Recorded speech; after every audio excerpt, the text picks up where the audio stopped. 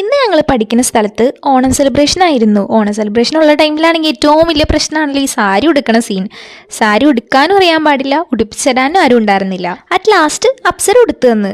പക്ഷെ ഒരു സീൻ ഉണ്ടായിരുന്നു. സംഭവം എന്താണെന്ന് വെച്ചാൽ ഇത്രയും ദിവസം ഇല്ലാത്ത മഴ ഇന്ന് പെയ്ത്. എന്താണെന്നറിയാൻ പാടില്ല, രാവിലെ മുതൽ നല്ല മഴയായിരുന്നു. ഇന്ന് സാരിയൊക്കെ കൊടുത്തുകൊണ്ട് തന്നെ ഞങ്ങൾ മെട്രോക്ക് പോകാനായിരുന്നു വിചാരിച്ചത്. അപ്പോൾ അതുകൊണ്ട് തന്നെ മഴ മാറാണ്ട് എങ്ങനെയാലും ഞങ്ങൾക്ക് ഇറങ്ങാൻ പറ്റില്ല.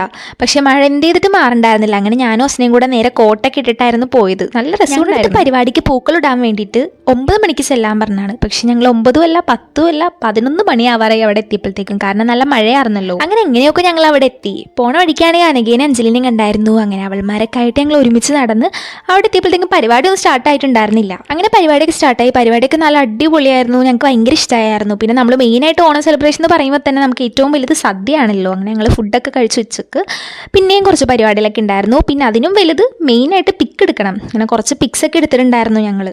ഇന്നത്തെ ക്ലൈമറ്റ് ആണെങ്കിൽ ഭയങ്കര ഒരു മൂടിക്കെട്ടിയൊരു അവസ്ഥയായിരുന്നു. അതേപോലെ തന്നെ നല്ല മഴയായിരുന്നു.